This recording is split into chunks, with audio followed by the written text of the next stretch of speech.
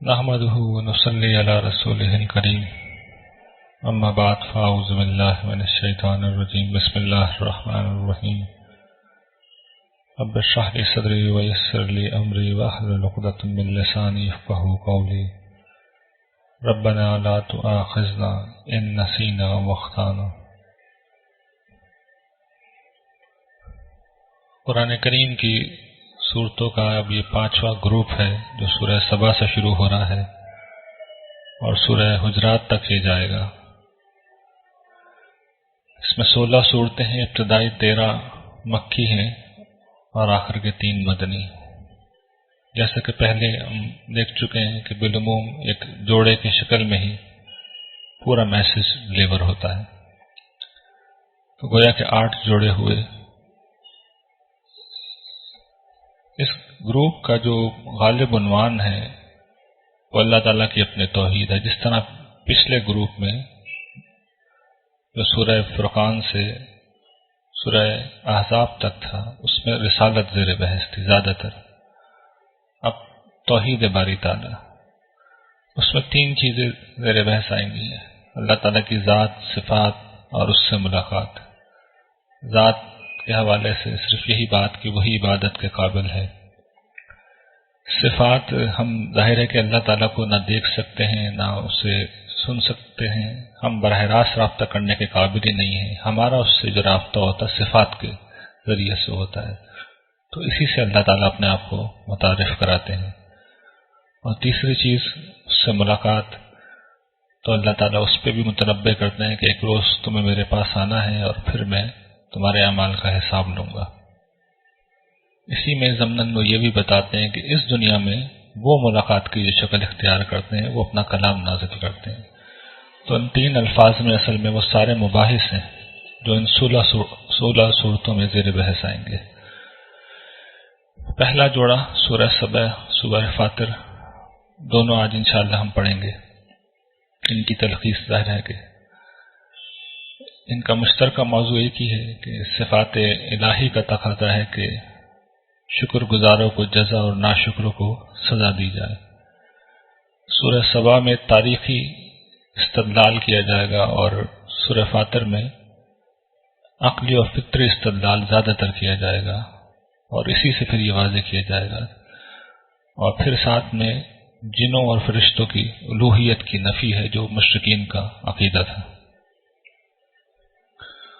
سورہ سبا کی تمہید 9 آیات پر مشتمل ہے۔ اس میں یہ بیان کیا گیا ہے کہ قیامت صفات الہی کا لازمی تقاضا ہے۔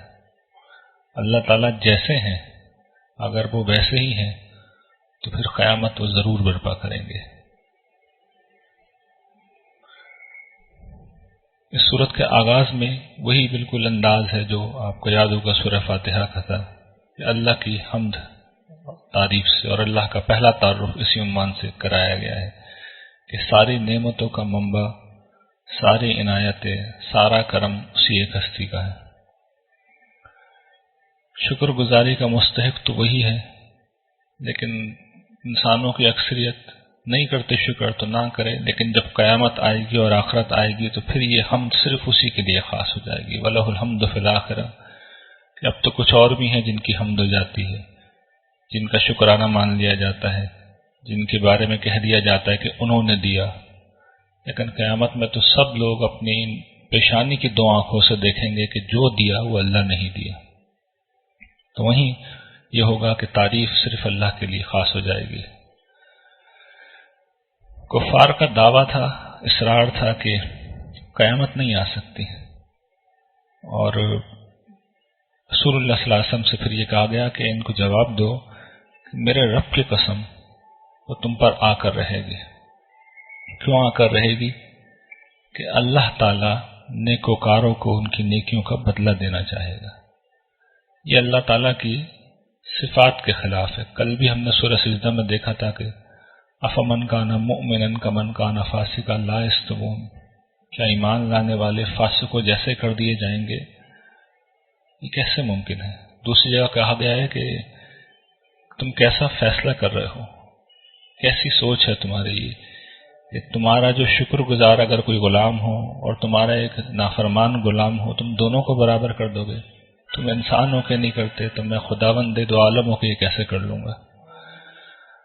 تو قیامت کا اصل مقصود یہی ہے کہ صالحین کو ان کی نعمتوں سے انہیں روشناس کرایا جائے، نعمت بری جنتوں میں انہیں پہنچایا جائے، اللہ تعالیٰ کی رحمتوں سے انہیں اللہ تعالیٰ فیضیاب کریں، یہ اصل مقصود ہے۔ باقی جہنم جو ہے وہ اصل میں قیامت کا بائی پروڈکٹ ہے، اس لیے کہ کچھ لوگ ہیں جو سرکشی کرتے ہیں، اللہ کی آیات کے خلاف زمین میں دوڑ دھوپ کرتے ہیں، تو ان کا بدلہ بھی دیا جائے گا، ایک دردناک عذاب۔ لیکن اصل یہ مقصود نہیں ہے، اصل میں تو اللہ تعالیٰ یہ چاہتے ہیں کہ میرے بندے جنت میں جائیں، اور ان کی کریم ہستی ظاہر ہے کہ یہی چاہے گی۔ پھر یہ ایک اور دلیل ہے جو وہ اس پہ باندھتے ہیں۔ اس سے پہلے آپ کو یاد ہوگا کہ دو دلائل ہیں جو مسلسل مختلف پہلوؤں سے بیان ہو رہے ہیں۔ ایک قدرت کاملہ کی دلیل اس دفعہ بھی آئے گی، وہ ایک ربوبیت کاملہ۔ ربوبیت کاملہ کا مطلب یہ ہے کہ وہی پرووائڈر ہے اور وہی پروٹیکٹر ہے۔ تو اس کا صرف ایک حصے پہ ہم نے زیادہ فوکس کیے رکھا کہ ساری نعمتیں اسی کی ہیں۔ یہ یہاں پہ دوسرے حصے کو بیان کیا جا رہا ہے کہ زندگی کی بقا کا سارا سامان بھی وہی کرتا ہے۔ کیا انہوں نے اپنے آگے اور پیچھے آسمان اور زمین میں نہیں دیکھا؟ ہم چاہیں تو زمین کو ان کے سمیت دھسا دے یا آسمان پر ان سے کوئی ٹکڑے گرا دیں۔ اس میں نشانی ہے رجوع کرنے والوں کے لیے۔ زندگی کی جو بقا ہے وہ صرف اس لیے ممکن ہوئی ہے کہ اللہ تعالیٰ ایسا ہونے دے رہے ہیں۔ ایک طرف تو نعمت یہ ہے نا کہ وہ اسباب زندگی فراہم کر رہے ہیں، وہ پانی دے رہے ہیں، وہ کھانا دے رہے ہیں، لیکن دوسری طرف وہ حوادث کو آنے سے روکے ہوئے ہیں۔ یہ جو زلزلے آتے رہتے ہیں تھوڑے تھوڑے عرصے سے، یہ کیوں آتے ہیں؟ وہ یہ بتانے آتے ہیں کہ انسانوں، تم جس زمین پہ موجود ہو اس میں تمہاری کوئی طاقت، تمہارا کوئی کمال نہیں، میں جب چاہوں اس کو تلپٹ کر دوں، یہ میرا کرم ہے۔ تو اسی کی طرف یہ اشارہ ہے۔ سزا جزا کے حق میں پھر وہ تاریخی دلائل دے رہے ہیں۔ دو مختلف واقعات ہیں، دونوں پہ احسان ہوئے غیر معمولی، دونوں کا رویہ الگ الگ، نتیجہ بھی الگ الگ۔ پہلے آل داؤد تھے جن کا تذکرہ سورہ نمل میں ہم تفصیل سے دیکھ چکے ہیں۔ حضرت داؤد پہ، حضرت سلمان پہ غیر معمولی اللہ نے فضل کیا۔ میں تو تفصیل میں نہیں جا رہا اس لیے کہ میں نے پہلے سیشن میں کم چیزیں پڑھائی ہیں، آج اس میں زیادہ مجھے کور کرنی ہے۔ اللہ تعالیٰ نے جو احسان کیے تھے حضرت داؤد اور حضرت سلمان پہ وہ غیر معمولی تھے۔ یہاں ایک کا خاص طور پر میں ذکر کر رہا ہوں اس لیے کہ اس کا تعلق کفار سے تھا۔ یہ جنوں کو اپنا معبود بناتے تھے، اللہ کا شریک۔ تو اللہ تعالیٰ نے بطور خاص تذکرہ کیا ہے کہ جنوں میں سے بھی اللہ تعالیٰ نے ان کے لیے مسخر کر رکھے تھے جو ان کے حضور میں اللہ کے حکم سے ان کے لیے کام کرتے تھے، بہت سارے کام کرتے تھے۔ بڑی بڑی دیگیں بناتے، ان کے لیے بڑے بڑے حوض جیسے لگن بناتے، تماثیل مجسمے بناتے، محارب بناتے، محرابیں بناتے، یعنی فن تعمیر کے بھی مظاہرہ ہوتا اور غریب و ضعیفوں کو کھلانے پلانے کا بھی اہتمام تھا۔ تو اللہ تعالیٰ یہ بتا رہے ہیں کہ یہ اصل میں دیا اس لیے گیا تھا کہ وہ شکر کریں، اور انہوں نے واقعتاً کیا۔ ہم سورہ نمل میں دیکھ چکے ہیں ان کا رویہ کیا تھا۔ لیکن ایک واقعہ ہے جو خاص طور پہ اللہ تعالیٰ بیان کر رہے ہیں کہ جب سلمان کی موت کا وقت آیا اور ان پہ ہم نے موت کو نافذ کیا تو جنوں کو یہ معلوم ہی نہیں ہو سکا۔ یہ قرآن کے بیان سے معلوم ہوتا ہے حضرت سلمان اس موقع پہ کھڑے ہوئے کچھ کام کرا رہے تھے ان سے، تو قرآن کہتا ہے کہ جنوں کو اس کا علم ہی نہیں ہو سکا، یہاں تک کہ وہ ایک لکڑی سے ٹیک لگا کے کھڑے ہوئے تھے، اس لکڑی کو ایک کیڑا غالباً دیمک وہ چٹ کر گئی، وہ لڑکھڑا کے گرے، تو تب جنوں کا معلوم ہوا کہ اچھا ان کا تو انتقال ہو گیا۔ اور پھر قرآن تبصرہ یہ کرتا ہے کہ اگر ان کو غیب کا علم ہوتا تو اس رسوا کن عذاب میں نہ پڑے رہتے۔ یہ اصل میں قریش کو سنایا گیا ہے کہ تم جنوں کو معبود کہتے ہو، دیکھ لو وہ غیب کا کوئی علم نہیں رکھتے۔ یہ شکر گزاری کی ایک مثال تھی۔ اب ایک ناشکری کی مثال، یہ سبا کی قوم ہے جس کا ذکر سورہ نمل میں آ چکا ہے، یمن ان کا علاقہ تھا۔ تو اللہ تعالیٰ کہتے ہیں ان پہ بڑی اللہ نے فضل کیے، دائیں بائیں دور دور تک وسیع باغ، اللہ کی رحمتیں، پاکیزہ ملک ہے، لیکن انہوں نے ناشکری کی، نافرمانی کی، اعراض کیا، تو اللہ تعالیٰ نے کیا کیا کہ ان کے اوپر ایک سیلاب بھیج دیا۔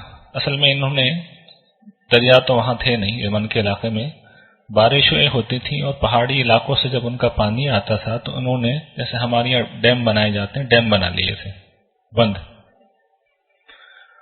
اس سے وہ پھر نہریں نکال کے ایک شاندار زرعی سمجھے کہ میلوں تک سینکڑوں میل تک انہوں نے باغات بنا لیے تھے.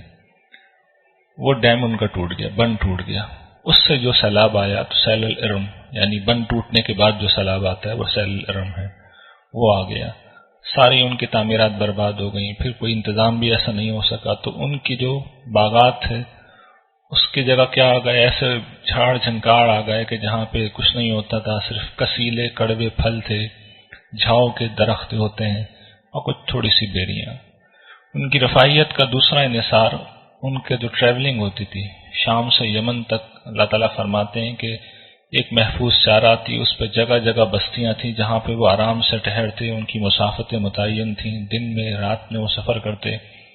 اور ان پچھلے انتظام سے بھی یعنی ایگریکلچرل جو بند بنا رکھا تھا اس سے بھی تاریخ میں جو آتا ہے کہ اتنی ان کے پاس رفاہیت تھی کہ وہ سونے چاندی کے برتنوں میں کھاتے، اور بحری جہاز جب ان کے یمن کے پاس سے گزرتے تو خوشبو کی لپٹیں انہیں ساحل تک آتی تھیں. کیوں؟ اس لیے کہ یہ لوگ آگ جلانے کے لیے جو لکڑیاں استعمال کرتے تھے وہ سندل کی اور دار چینی کی تھیں. یونانی مورخین نے بیان کیا اتنی رفاہیت تھی. لیکن جب انہوں نے، اب قرآن کے الفاظ بڑے زبردست، اللہ تعالیٰ کہتے ہیں کہ انہوں نے پروردگار سے دعا کی کہ پروردگار ہماری مسافتیں دور کر دے. اپنے آپ کو کوئی بد دعا تو کبھی دیتا نہیں ہے. یہ کیا تھا؟ یہ ان کا عمل تھا، نافرمانی کا رویہ. آگے بیان ہو گیا کہ اپنے نفس پہ ظلم کیا انہوں نے. جب کوئی قوم اللہ کی حدود کو پامال کرتی ہے، جو مسلمہ انسانی اخلاق ہوتے ہیں، اور یہ دیکھیے اس قوم میں کوئی رسول نہیں آیا تھا، مسلمہ انسانی اخلاق جن کا ذکر بار بار ہم پڑھ رہے ہیں، ان کو بھی جب پامال کیا جاتا ہے تو پھر تباہی آتی ہے. اور اس کے بعد قرآن کہتا ہے ہم نے ان کو بس اب داستان بنا دیا، اب ان کی کہانیاں ہی رہ گئی ہیں. تو یہ سزا و جزا کے دو واقعات سنا کے اللہ تعالیٰ کہہ رہے ہیں کہ تم آخرت کی سزا جزا کو جھٹلاتے ہو، ہم تو دنیا میں بھی یہ کام کر رہے ہیں. پھر یہ اگلی فصل ہے جس میں بیان کیا گیا ہے کہ کفار کو تنبیہ و انذار ہے اور ان کے کچھ اعتراضات کے جواب ہیں. اور بات یہاں سے شروع کی گئی ہے کہ ان سے کہو کہ جن معبودوں کے متعلق تمہارا یہ خیال ہے کہ وہ اللہ کے شریک ہیں انہیں پکارو. تم دیکھو گے کہ وہ اللہ کی بادشاہی میں ایک دانے کے برابر، ایک ذرے کے برابر بھی اختیار نہیں رکھتے. نہ ان کا کوئی اللہ کی بادشاہی میں ساجا ہے اور نہ ان میں سے کوئی اللہ کا مددگار ہے. تو اللہ ان کو کیوں اپنا شریک بنائے گا؟ ان کی کوئی حیثیت نہیں ہے. تم سمجھتے ہو وہ فرشتوں کے متعلق ہی ان کی رائے تھی کہ یہ اصل میں ہمارے بت اللہ کے فرشتے، اللہ کی بیٹیاں ہیں معاذ اللہ، اور بڑے چہیتے ہیں، ہم ان کو خوش کر لیں اس کے بعد یہ ہماری سفارش کر دیں گے اللہ تعالیٰ کے ہاں. تو اللہ تعالیٰ کہتے ہیں کہ اللہ کے ہاں کوئی سفارش نہیں چل سکتی جب تک کہ اللہ تعالیٰ خود اجازت نہ دے. اور ظاہر ہے کہ وہ بہت سادہ سی بات کہتا ہوں کہ شفاعت کا مقصد سفارش کا کیا ہے؟ مقصد اگر بغیر کام کے نجات پانا ہے تو یہ اللہ تعالیٰ کرنے نہیں دیں گے، اور اگر کام کر کے نجات پانا ہے تو اس کی گارنٹی اللہ تعالیٰ نے خود ہی دے رکھی ہے. تو دونوں میں سے کوئی فائدہ تو بچا نہیں. اس کی حقیقت بہت سادہ ہے، صرف اتنی ہے کہ اللہ تعالیٰ جب کسی کی نجات کا فیصلہ اپنے عدل و میرٹ پہ کر لیں گے تو اس وقت کسی مومن کو یہ اعزاز دے دیا جائے گا کہ وہ اس کے بارے میں اگر کوئی کلمہ خیر کہہ سکنے کی پوزیشن میں ہو، صحیح بات تو کہہ دے تو اس کی بات سن لی جائے گی. ایسا نہیں ہوگا کہ اللہ کا انصاف تو دھرا کا دھرا رہ جائے گا اور اس کے بعد کوئی بزرگ سینہ تان کے اللہ تعالیٰ کے سامنے کھڑے ہو جائیں گے کہ یہ میرا آدمی ہے، اللہ تعالیٰ اسے آپ ہاتھ بھی مت لگائیے گا. تو یہ تو آؤٹ آف کوسچن ہے. قرآن نے پھر بیان کیا کہ جن فرشتوں کو تم معبود گمان کرتے ہو وہ تو خود خدا کا جب کوئی حکم آتا ہے تو لرز رہے ہوتے ہیں اور ان پہ لرزہ طاری ہو جاتا ہے. ان کے دلوں سے جب کوئی خوف و دہشت دور ہوتی ہے پھر وہ سوال کرتے ہیں کہ اب بتائیے اللہ تعالیٰ نے کہا کیا ہے، اس کا حکم کیا نازل ہوا ہے؟ تو جواب ملتا ہے اس نے تو جو کہا ہے ٹھیک ہی کہا ہے، اس کا ہر فیصلہ برحق ہوتا ہے. تو فرشتوں میں سے کسی کی کیا مجال، اور فرشتے اللہ تعالیٰ کے سپریم مخلوق ہیں، تو پھر باقی کسی کی کیا حیثیت ہے کہ کسی غلط ریکمنڈیشن کر سکے اللہ تعالیٰ کے سامنے. پھر اگلی بات کہ اور اس کی اس لیے بھی بڑی اہمیت ہے کہ پوری توحید غیر متعلق ہو جاتی ہے اس کو ماننے کے بعد، اور پوری آخرت غیر متعلقہ تیار ہو جاتی ہے. یعنی آپ دنیا بھر کے برے کام کر لیں، اس کے بعد کوئی آپ کو بچا لے گا. تو کم سے کم قرآن اس نقطہ نظر کو سپورٹ نہیں کرتا. پھر یہ آیت جو بتا رہی ہے کہ رسول اللہ صلی اللہ علیہ وسلم سے اللہ تعالیٰ کہہ رہے ہیں کہ ہم نے تمہیں تمام انسانوں کے لیے بشیر و نذیر بنا کے بھیجا، مگر اکثر انسان نہیں جانتے. اور میں اس پہ تبصرہ کرتا ہوں کہ یہ بات خود مسلمان بھی نہیں جانتے، اس لیے وہ رسول اللہ صلی اللہ علیہ وسلم کو ہمیشہ نیشنلائز کرتے رہتے ہیں. بس ہمارے نبی اور صرف ہمارے نبی، بلکہ اس سے آگے بڑھ کے اب تو اللہ تعالیٰ کو بھی نیشنلائز کرتے ہیں. وقت نہیں ہے ورنہ اس کے واقعات آپ کو سناتا میں. پھر یہ اللہ تعالیٰ حشر میں جو کچھ ہوگا، اب اس کی کچھ تفصیل کی ہے، میں اس کا جو مطالعہ کا جز ہے اس کو لے رہا ہوں. اس میں اللہ تعالیٰ فرشتوں کو بلائیں گے، سب کو جمع کریں گے. وہ کہتے ہیں کہ ادھر فرشتے بھی ہوں گے، ادھر ان کو پوجنے والے بھی. اور پھر اللہ تعالیٰ فرشتوں سے پوچھیں گے کہ بھئی یہ لوگ جو ہیں، یہ جو مشرکین ہیں، یہ تمہاری عبادت کرتے تھے؟ تو فرشتے کہیں گے سبحانک پروردگار تو پاک ہے، تیرے سوا کسی کی عبادت کی جائے یہ ممکن ہی نہیں ہے، اور ان کے مقابلے میں تو ہی ہمارا کارساز ہے، یہ تو ہم پہ بہتان لگا رہے ہیں. حقیقت کیا ہے؟ یہ جنوں کی عبادت کرتے تھے اور انہی کے مومن تھے. اصل میں ان کا جو سسٹم تھا وہ یہ تھا کہ بت انہوں نے بنا لیے فرشتوں کے نام پہ، یہ اللہ کی بیٹیاں ہیں، ان کو پکارتے تھے. اچھا، فرشتوں نے تو جواب دینا نہیں ہے ایسی باتوں کا، تو ان کے کاہن پھر جنوں سے رابطے کرتے تھے، اور جن ان کو آ کے الٹی سیدھی پٹیاں پڑھاتے تھے. آدھی خبر قرآن نے بار بار اس چیز کو بیان کیا ہے، یہ غیب کی خبریں لینے جاتے ہیں اور ان کو پھر مار پڑتی ہے. لیکن جتنی کچھ بھی بات ان تک پہنچتی، یا اپنی طرف سے جھوٹ ملا کے یا کے کچھ نہ کچھ بتا دیتے، تو یہ انہی کے نام کی دہائی دیتے تھے، انہی سے مدد مانگتے تھے اور نام فرشتوں کا لیتے تھے. تو وہاں پہ اللہ تعالیٰ بالکل واضح کر رہے ہیں کہ قیامت میں تو بالکل معلوم ہو جائے گا کہ فرشتے اس چیز سے بالکل بری ہیں.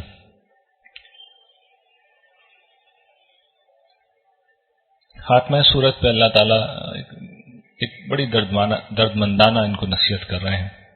فرماتے ہیں کہ اے نبی ان سے کہو کہ میں ایک بات کی تمہیں نصیحت کرتا ہوں.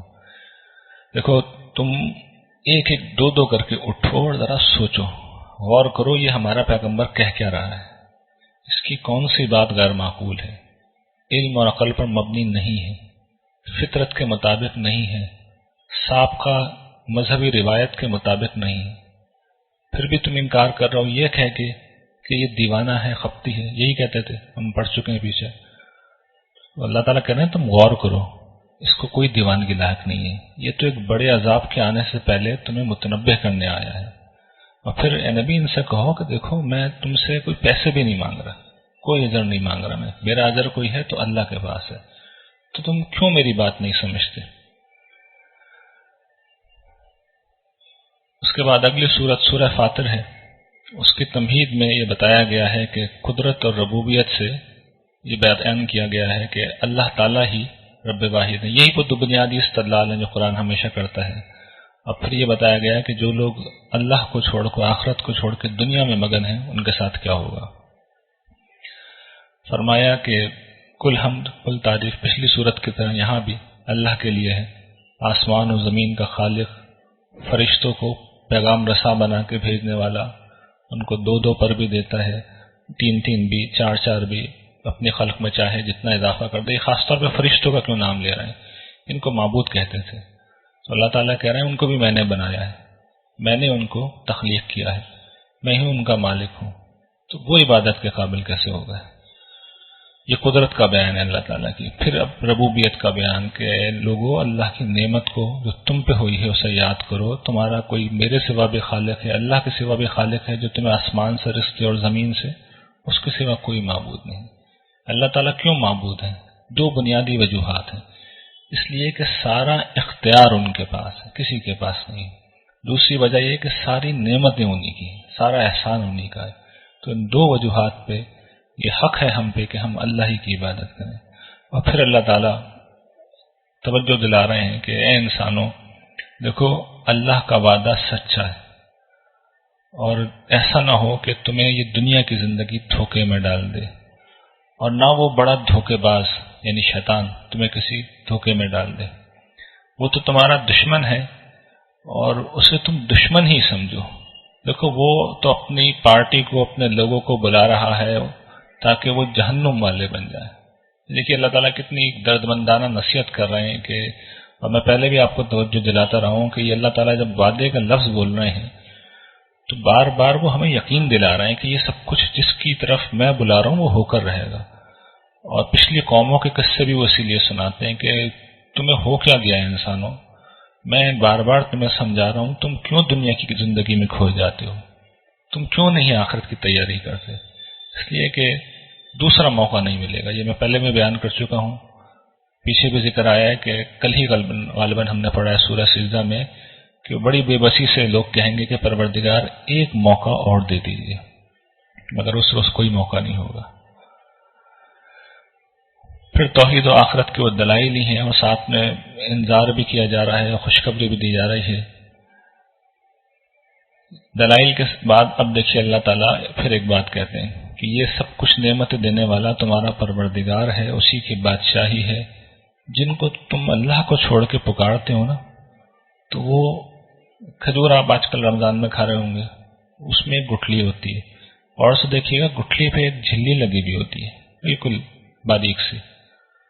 عرب کے سوسائٹی میں نہ کھجور کی کوئی وقت تھی، گٹھلی کی بھی کچھ وقت نہیں تھی، اس لیے کہ بہت پیدا ہوتی تھی. اس پہ لگی ہوئی جھلی کی کیا وقت ہوگی، اس کی بھی کوئی وقت نہیں تھی. تو اللہ تعالیٰ کہتے ہیں جن کو تم پکارتے ہو مجھے چھوڑ کے، وہ اس کے بھی مالک نہیں ہے، اس کا بھی اختیار نہیں رکھتے. تم کیا پاگل ہو گئے ہو؟ تم جن کو پکارتے ہو وہ تمہاری دعا سنتے بھی نہیں ہیں، اور اگر سن لیں تو تمہاری فریاد رسی بھی نہیں کر سکتے. اور اگر قیامت کے دن جب تمہارے سامنے اگر وہ آئیں گے، اور یہ ابھی فرشتوں کے حوالے سے دیکھا، پیغمبروں کے حوالے سے ہم دیکھ چکے ہیں، سب انکار کر دیں گے، پروردگار ہم نے نہیں کہا تھا کہ ہمیں پکاریں گے. تو اللہ تعالیٰ کہہ رہے ہیں میں تمہیں بتا رہا ہوں، تمہیں خبر دے رہا ہوں، میری مانند کوئی خبر نہیں دے گا. قیامت کے دن کیا ہو رہا ہے ہوگا میں تمہیں بتا رہا ہوں، تو ابھی سے باز آ جاؤ اور سمجھ لو کہ تم اصل میں اپنے رب ہی کے محتاج ہو. وہ ہے جو بے نیاز ہے، وہ ہے جو اپنی ذات میں حمید ہے. اگر وہ چاہے تو تمہیں فنا کر دے، ایک نئی مخلوق کو لے آئے. یہ اللہ پہ کوئی مشکل نہیں ہے. اس دن کی تیاری کر لو جب کوئی بوجھ اٹھانے والا کسی دوسرے کا بوجھ نہیں اٹھائے گا، اور کوئی بوجھل شخص کسی کو پکارے گا بھی کہ میرا بوجھ اٹھا لو، تب بھی اس کا ہاتھ نہیں بٹایا جائے گا. چاہے کل ہم نے پڑھا ہے باپ ہو یا بیٹا، اتنا قریبی رشتہ ہو، تب بھی کوئی بوجھ اٹھانے نہیں آئے گا. تو بس اے نبی اب تم انذار کرو، تنبیہ کرتے رہو. تم تو انہی کو تنبیہ کر سکتے ہو جو رب سے ڈرنے والے ہوں، غیب میں رہ کے نماز کو قائم کرتے ہوں. اور جو لوگ پاکی اختیار کریں گے تو اپنے نفس کے لیے کریں گے، اور اللہ ہی کے پاس سب کو لوٹنا ہے. یہ جو ڈرنے والے لوگ ہوتے ہیں ان کی صفت اللہ نے بیان کر دی ہے کہ یہ عالم ہی اللہ سے ڈرتے ہیں. آپ کو میں نے غالباً سورہ توبہ میں یہ بیان کیا تھا اسی مثال سے کہ اللہ تعالیٰ نے منافقین کو یہ کہا تھا. منافقین جب یہ کہہ رہے تھے کہ گھر میں بیٹھو، یہ جو باہر ٹیمپریچر ہے صحرا میں، ہمیں تبوک میں لے جا رہے ہیں، یہ وہاں تو بہت گرمی ہے. میں نے آپ سے عرض کیا تھا کہ 60 ڈگری ٹیمپریچر ہو جاتا صحرا کا. اور پھر میں نے یہ عرض کیا تھا کہ اللہ نے اس پہ تبصرہ کیا ہے کہ جہنم کی آگ اس سے زیادہ گرم ہے. تو میں نے آپ کو سورج کا ٹیمپریچر اس روز بتایا تھا کہ وہ 1 کروڑ ڈگری سے زیادہ ہے. تو پچھلے زمانے کا کوئی آدمی یہ اندازہ نہیں کر سکتا تھا کہ اللہ کے ہاں جو آگ ہوتی ہے وہ اتنی شدید بھی ہو سکتی ہے. تو جس کا علم جتنا بڑھتا ہے، اللہ کا خوف اور اللہ کی عظمت کا احساس اتنا ہی بڑھتا ہے. اور پھر یہ نیکوکاروں کا بدلہ کہ ان کے لیے وہ باغ ہوں گے ہمیشگی کے، جس میں وہ داخل کیے جائیں گے. انہیں سونے کے کنگن پہنائے جائیں گے، موتی پہنائے جائیں گے، ان کا لباس ریشم کا ہوگا. وہ کہیں گے کہ اللہ کا شکر ہے. دیکھیں نا وہ بیان ہوا تھا نا، قیامت کے دن صرف اللہ ہی کے لیے حمد ہوگی. سب دیکھ لیں گے کہ جو کر رہا ہے اللہ ہی کر رہا ہے. اللہ ہی کا شکر ہے جس نے ہم سے غم کو دور کیا، اور ہمارا رب بہت معاف کرنے والا بڑا قدردان ہے، جس نے ہمیں اس ہمیشگی کے گھر میں اتارا اپنے فضل سے. یہاں پہ نہ کوئی ہمیں تھکن لاحق ہوگی، نہ کوئی کلفت لاحق ہوگی. اور جو لوگ کفر کرنے والے ہیں ان کے لیے جہنم کی آگ ہے، وہی آگ جس کا ٹیمپریچر میں نے بیان کیا. ان پہ موت کا فیصلہ بھی نہیں ہوگا کہ وہ مر ہی جائیں، مرنے بھی نہیں دیا جائے گا. پیچھے ہم پڑھ چکے ہیں کہ ہر جگہ سے موت آ رہی ہوگی لیکن پھر بھی نہیں آئے گی. اور نہ ان پہ سے عذاب ہلکا کیا جائے گا. اور اسی طریقے سے ناشکروں کو بدلہ دیا جاتا ہے۔ وہ اس میں چلائیں گے اور کہیں گے کہ پروردگار ہمیں اس میں نکال لیجئے، اس میں سے نکال لیجئے، ہم اچھے کام کریں گے، جو برے کام کرتے تھے اب وہ نہیں کریں گے، اچھے کام کریں گے۔ تو ان سے کہا جائے گا کہ ہم نے تمہیں عمر نہیں دی تھی، زندگی نہیں دی تھی، اتنی زندگی کے جس نے سوچنا ہو وہ سوچ لے، اور تمہارے پاس تو ایک ڈرانے والا بھی آ گیا تھا، تو چکھو اس عذاب کو، اور آج ظالموں کا کوئی مددگار نہیں۔ تو دیکھیے ہمارے پاس بھی اللہ تعالیٰ نے نذیر بھیج دیا قرآن کی شکل میں، ہمیں بھی مہلت دے دی۔ ایسا نہ ہو کہ قیامت کے دن یہ گفتگو ہمارے ساتھ ہو جائے، بہت متنبہ رہنا چاہیے۔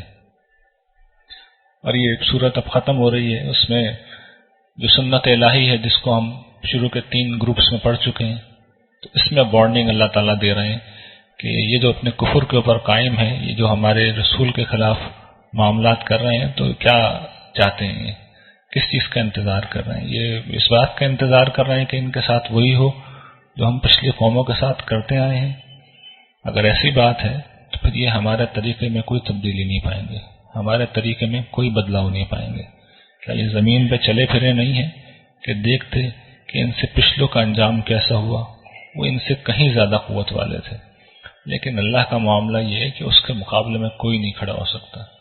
وہ پہلے بھی پکڑتا رہا ہے، رسول اللہ صلی اللہ علیہ وسلم کے مجرموں کو بھی اس نے پکڑ لیا، اور آج بھی اگر کوئی شخص یہ سمجھتا ہے کہ وہ باہر نکل سکتا ہے اللہ تعالیٰ کی پکڑ سے، تو اسے یاد رکھنا چاہیے، میں پہلے بھی بیان کر چکا ہوں کہ اللہ تعالیٰ پکڑنے میں جلدی نہیں کرتے، اس لیے جلدی نہیں کرتے کہ پکڑا اسے جاتا ہے جو بھاگ رہا ہو، جو خود چل کے اللہ کی طرف آ رہا ہو، اس کو پکڑنے میں جلدی کر کے کیا کرنا ہے۔ لیکن جب وہ پکڑ لیتے ہیں تو پھر چیخنا چلانا کچھ کام نہیں آتا۔